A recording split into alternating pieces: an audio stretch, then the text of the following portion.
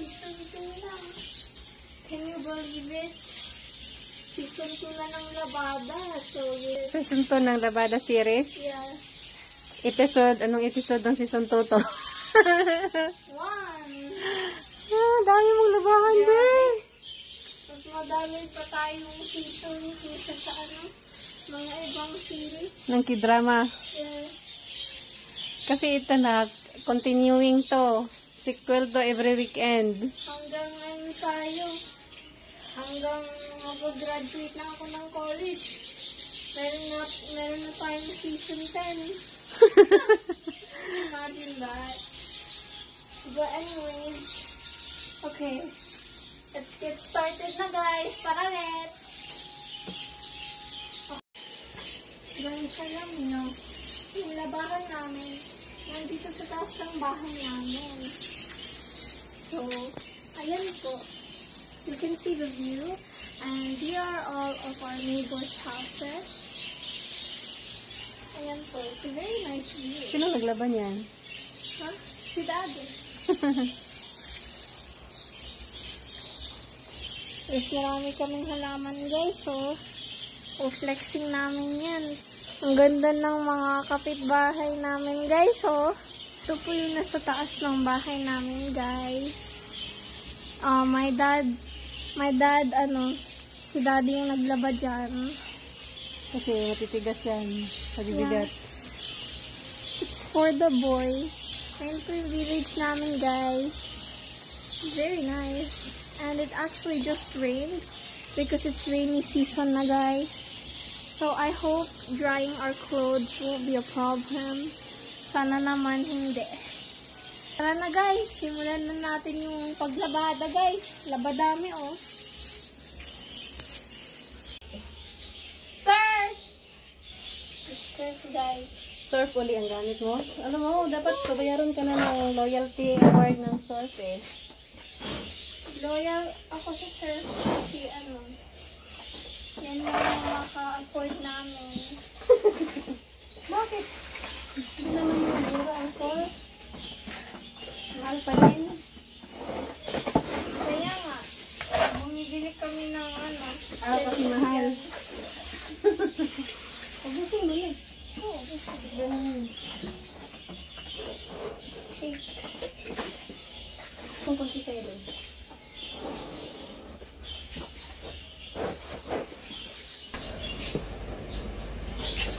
Kunti lang ang labahan mo? Ha? Kunti lang ang labahan mo. Akin 4. 4 na. Seriously ako, guys. But when I grow up, not for long. Kasi, ako na yung maglalabad ng own ganit ko. Ito na talaga. Baka pag may trabaho na ako, guys, season 20 na yun. Pag may trabaho ka na, pwede ka na magpalaban ng damit mo, pero yung damit na gusto mong labahan mo, Oo nga. ikaw na maglaba. Hindi naman ikaw pa rin maglabas sa mga favorite mong damit. Of course. No one knows how to wash them like I do. Ganun mo sa tubig mo, tapos ilagay mo dyan. Binabasa mo lang naman yan eh.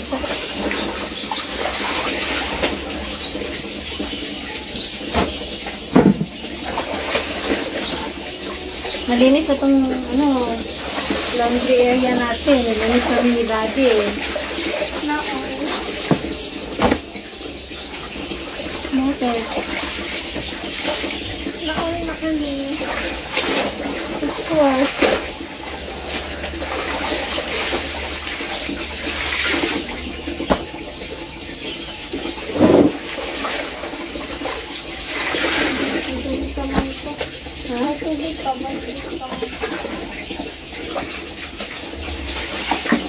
Ang dumi nito na.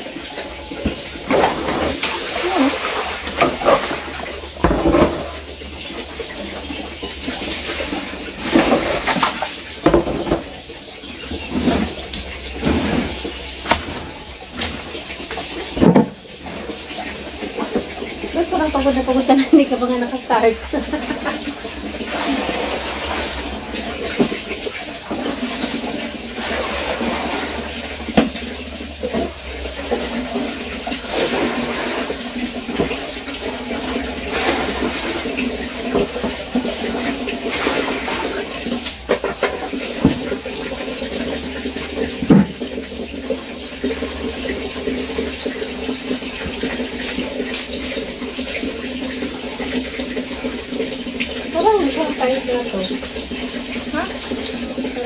At least ito na, nilagyan na nila ng ano na to. At ano, hindi ka ito kanina eh.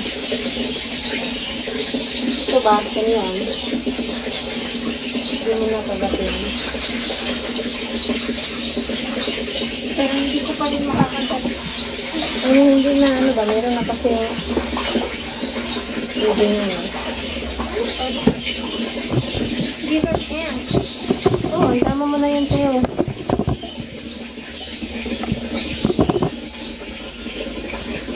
Okay, try lang. Ano tayo lang? Ikaw din naglaban yan ng nakaraan?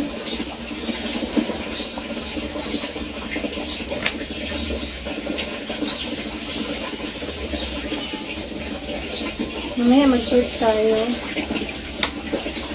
Ha? Tayo lang ulang. Mga 5 p.m. Kailangan matapos tayo sa 5 years. Ano ko? Tapos natin. Ano ba ito pigay?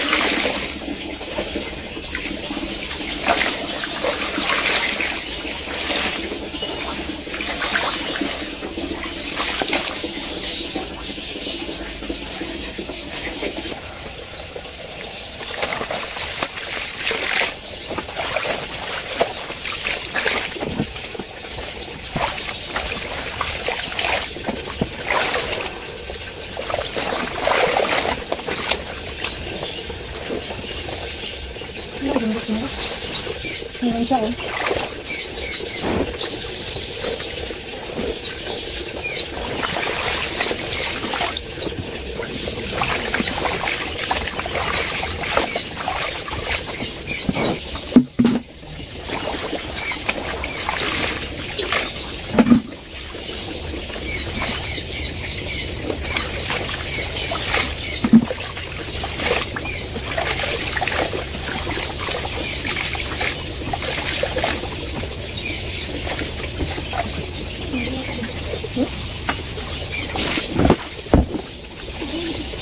Mag-continue na tayo guys para magsasabon. So, my mom, she has something to tell me. Unang ikwento ko sa'yo. Alam mo ba na si Cindy Cinco, di ba? Follower ka ni Cindy Cinco. Alam ka ba? Ay, sino? Si Cindy Cinco. Hindi ko alam siya. Oh! Right. Bakit? A day in my life. A day in my life as a boycott na nakadating sa Amerika. For today's video, Day! Nakarating na siya ng 3 million followers na. Wow, sana all. But, there's a but. Bakit? Pag nung naka 3 million na siya, bigla siyang nag-deactivate. Bakit? I don't know. Hello. Tapos, nag-post siya sa Instagram, sabi niya na mag-deactivate daw siya for some personal reasons. Hindi ko alam. Huwag na natin interpret pag personal reason. Tama. That's her Talaga, pag life. naka 3 million, hindi ko i-deactivate kasi why would you deactivate an account with a lots of followers? Like, magkakapera ka dun. Yeah. You can face your personal issues without deactivating your account. Yes. Baka Huwag ka lang mag-upload. kasi, stalker or baka may nagka-threat. Baka yung mga ganun. I don't know. Basta ako talaga kahit hindi ko talaga i-deactivate account ko. Meron pa akong isang kwento na. Ano? But before that, CR mo, ihi mo na ako, ha? Kailangan ko ng brush.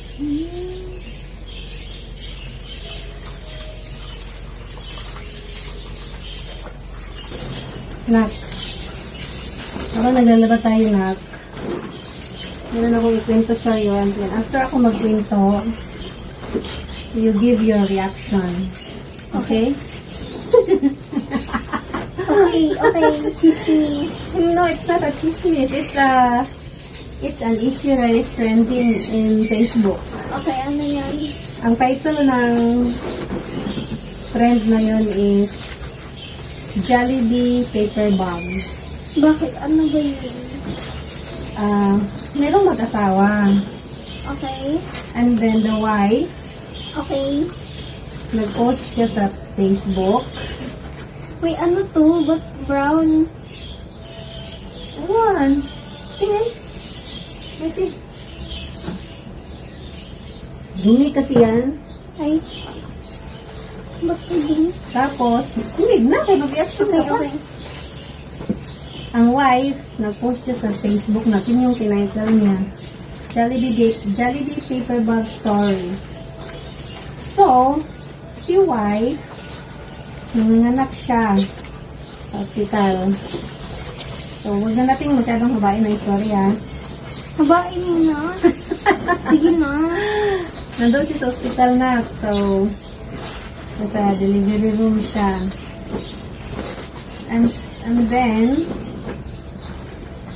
maraming ginagawa sa kanya yung mga anak. May mga stories pa na something happened between her and the nurses. So, ito na. Kinabukasan, nagpunta na yung husband niya sa ospital. Tapos, sabi ng husband na, nakakapagod din kaya maghintay sa'yo sa delivery room. Wala din akong tulong. What?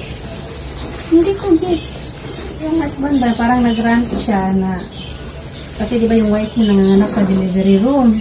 Hindi din naman bawal kasi pumasok doon ng husband niya. So, sabi ng husband na, wala din akong tulog kakahintay sa'yo sa delivery room. Tapos maya-maya, si wife, nakita niya na may bitbit yung asawa niya ng paper bag ng Jollibee. Tapos sabi niya, oh, may Jollibee ka?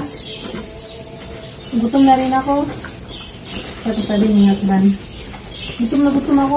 Pagod din na pupuyat din ako kagahintay sa'yo. Akin lang to. Akin lang tong Jollibee. Kasi meron namang free food ang hospital para sa'yo. Yun na lang yung sa'yo. So, nung pinost ni wife yon sa Facebook, nag-trending sila dahil nga doon sa ginagawa ni husband. Now, I will ask you, what is your comment, reaction about what the husband did? Mga anak lang, tapos gano'n yung treatment niya. Bumili siya ng Jollibee na para lang sa sarili niya kasi gutom na gutom daw siya. Tapos yung wife daw niya, may free food naman daw sa hospital. Di na lang yung sa kanya. Ano masasabi mo dun sa lalaki na yun, sa husband na yun? Hindi ko alam. I thought it would be like something that would be a big problem. Like, I mean, no, it's really bad that he did that because, I mean, yeah, it is bad. Trending yun ako. Yeah. Trending yun kasi nga, yung treatment niya sa wife niya na nanganganak, hindi ba dapat alagaan pa nga niya? Bibilhan ka niya ng masasarap na pagkain. I kind of laughed when he said that, but it would be really messed up if that was the situation.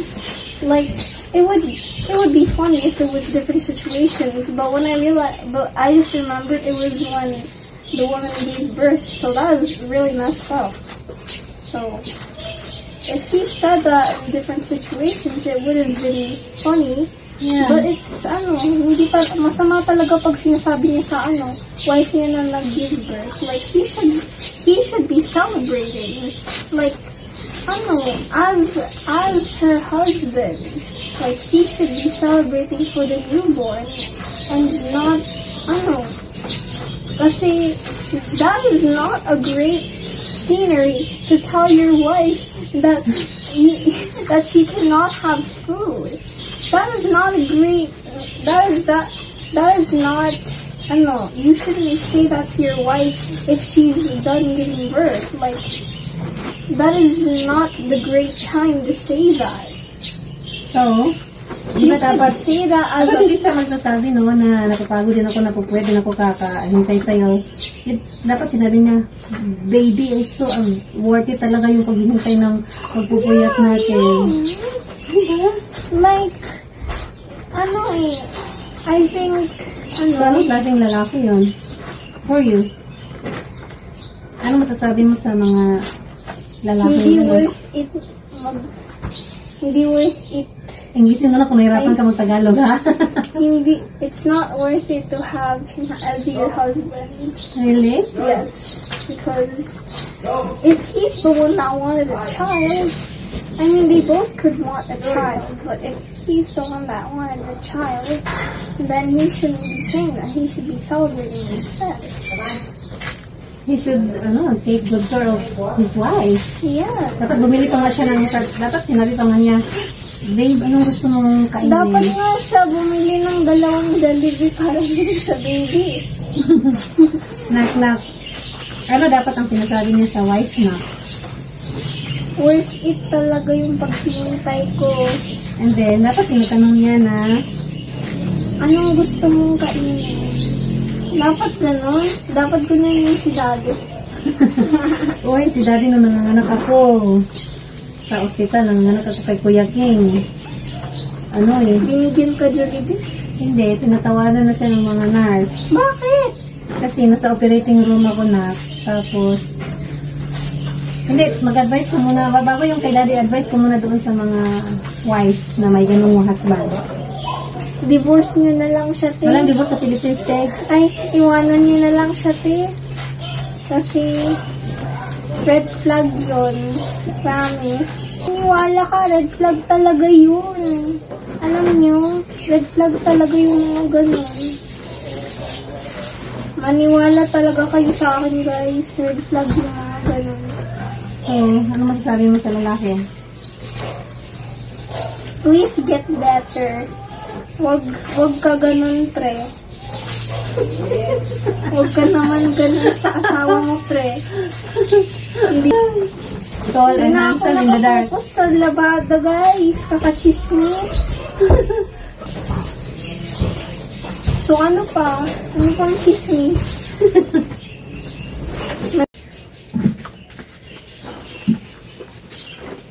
Anong kwentuhan natin?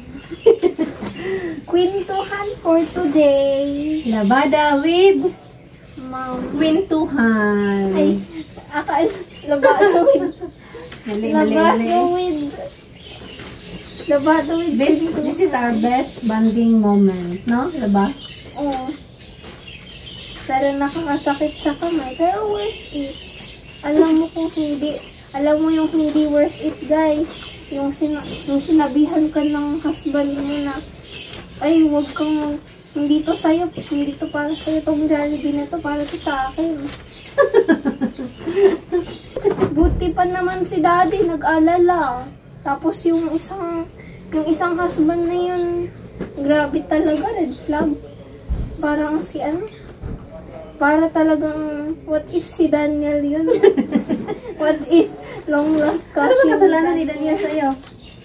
Hate ko talaga siya. Kasi yung ginawa niya kay Catherine. Ang ganda kaya ni Catherine, guys. Ayan lang. Guys, parang sobra naman to, guys. Ano na yung tinatakpan dito? Parang string na lang, guys. String naman talaga na. Ah, Yan mo na, huwag mong Saan ismach na yan.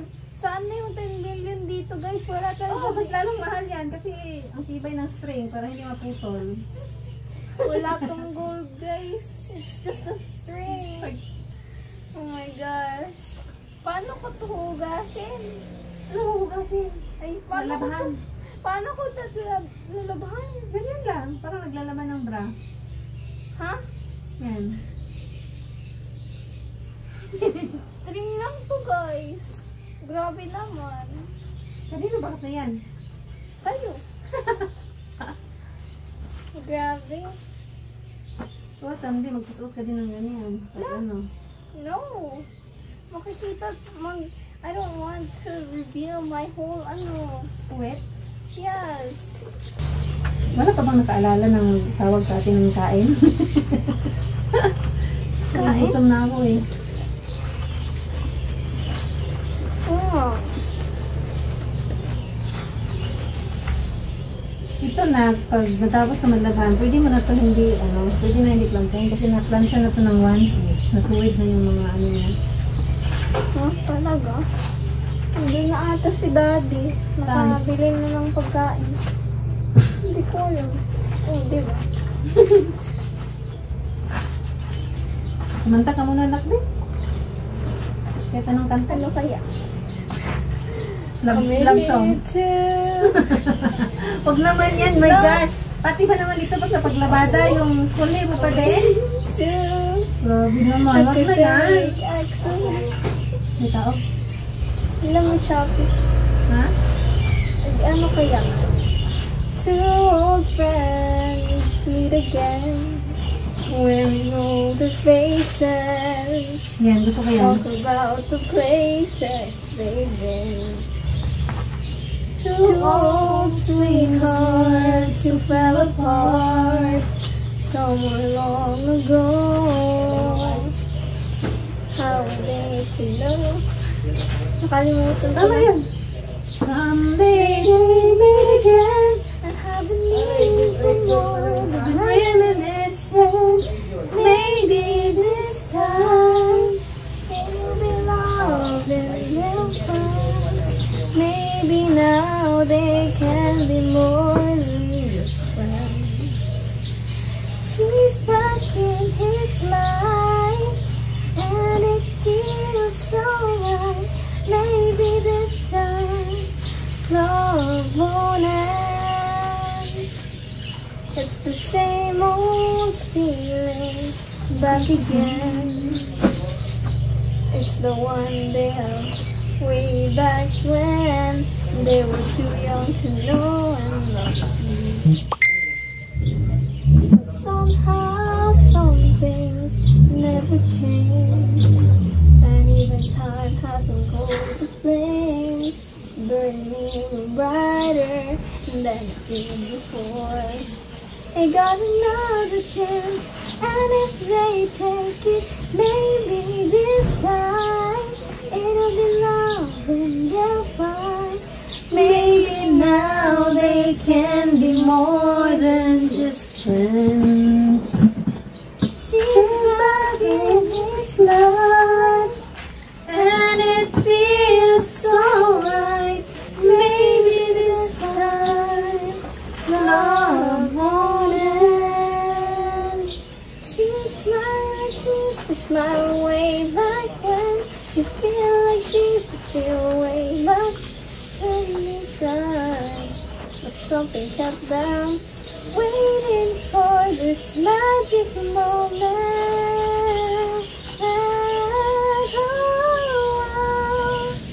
Maybe this time it'll be love and they'll find. Maybe now they can be more than just friends. She's back in his life. Oh, ikaw ba yan sa mayroon mo? Hala, what if anak ako ni sa hero ni mo? Wow. Hindi pa siya nagkaanak, di ba? Tapos yun, ano? Love won't end.